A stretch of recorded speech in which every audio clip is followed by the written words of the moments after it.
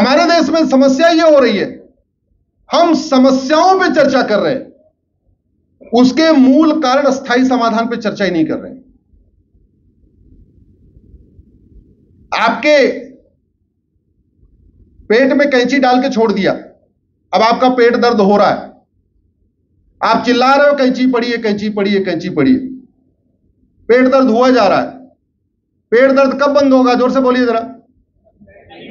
एक बार दोबारा ऑपरेशन करना पड़ेगा, उस कैंची को निकालना पड़ेगा, तब जाके पेट दर्द बंद होगा। उसके पहले हो सकता है क्या? चिल्लाने से पेट दर्द खत्म हो सकता है? हाँ जी, पेट दर्द पे हो सकता है क्या?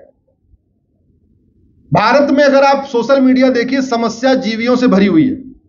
समस्या जीवी मतलब जैसे आंदोलन जीवी होते हैं ना, हर छोटी छोटी बात पे जंतर मंतर पहुंच जाते हैं, ऐसे समस्या जीवी हो, सुबह से लेकर शाम तक तो समस्या दिखाते रहते हैं, बताते रहते हैं, सर्कुलेट करते रहते।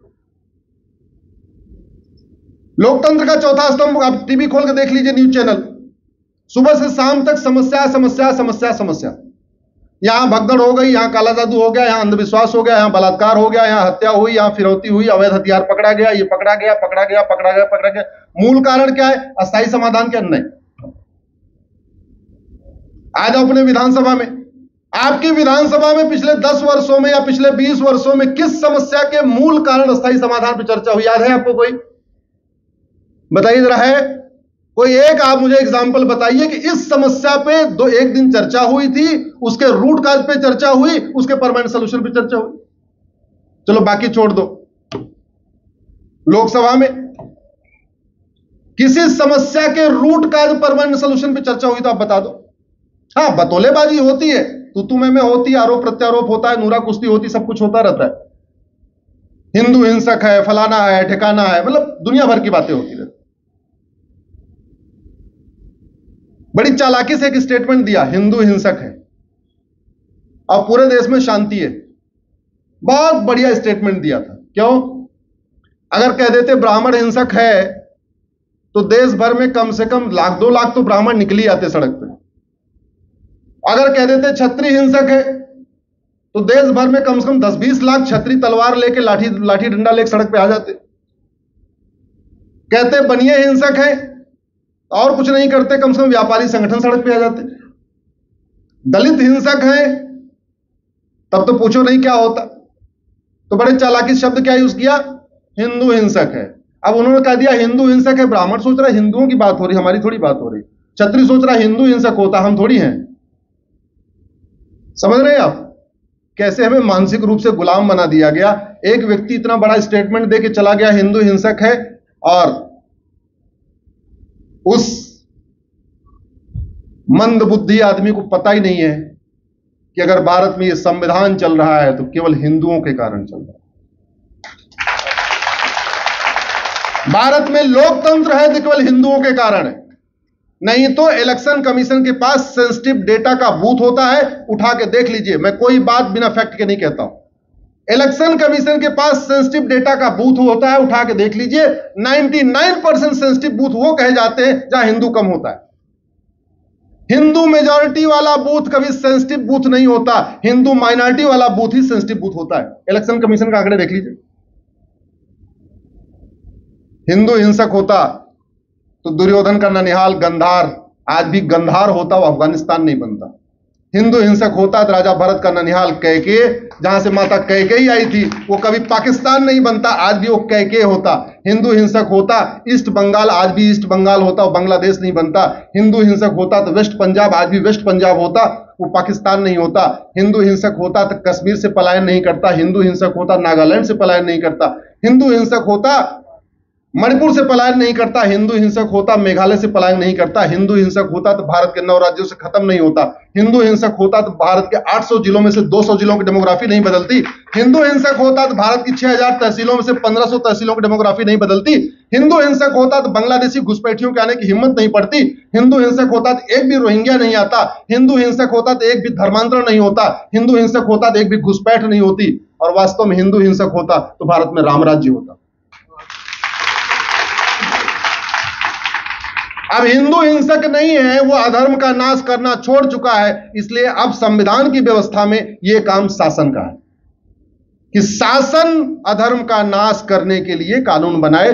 चूंकि भारत में कानून का राज है, राजतंत्र तो है नहीं कि भाई सेना भेज दो, 4 6 10 सैनिक भेज दो, जहां कुछ गड़बड़ हो रहा वहां उनको पकड़ो पीटो पाटो, ये तो हो नहीं सकता। सब कुछ कानून के माध्यम से होना है, और कानून के माध्यम से होना है, और कानून घटिया है, तो इसलिए हिंसा खत्म नहीं हो रही है। उदाहरण के लिए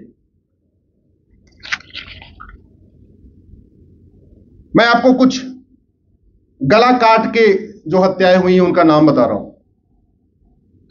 राजू की हत्या हुई, कृष्णा की हुई, शिवम की हुई, बादल की हुई, नीलेश की हुई, कमलेश की हुई, गंगाराम की हुई, डॉक्टर नारंग की हुई, रतनलाल की हुई, अभिजीत की हुई, रामलिंगम की हुई, रिंकू शर्मा की हुई, ध्रुव त्यागी की हुई, चंदन गुप्ता की हुई, बंधु प्रकाश की हुई, रचित जाट की हुई, प्रियंका रेड्डी की हुई, अंकित शर्मा की हुई, दिलवर नेगी की हुई, हिना तल्रेजा की हुई, ट्विंकल शर्मा की हुई, किशन भरवाड़ की हुई, अंकित सक्सेना की हुई, कमलेश तिवारी की हुई, निकिता राजपूत की हुई, कन्हैया लाल की हुई, उमेश कोल्हे की हुई, नेहा की हुई।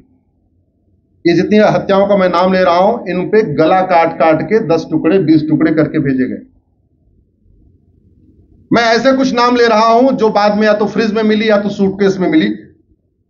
उर्वी, मानसी, रूबी, ममता, रविता, अंजलि, ममता, निधि, अदिति, आद्या, अमृता, अभिलाषा, भावना, वीना, दीपा, छवि, दृष्टि, इशिका, एकता, लक्षिता, रिया, नीना, कनिषा, हर्षिता। मैं वो नाम ले रहा हूं जिनके लिए बाकायदा ट्विटर पे ट्रेंडिंग हुई थी। अगर हिंदू हिंसक होता तो जो मैंने नाम लिया है, इनके परिवार के लोग खून के बदले खून कर चुके होते। किया क्या?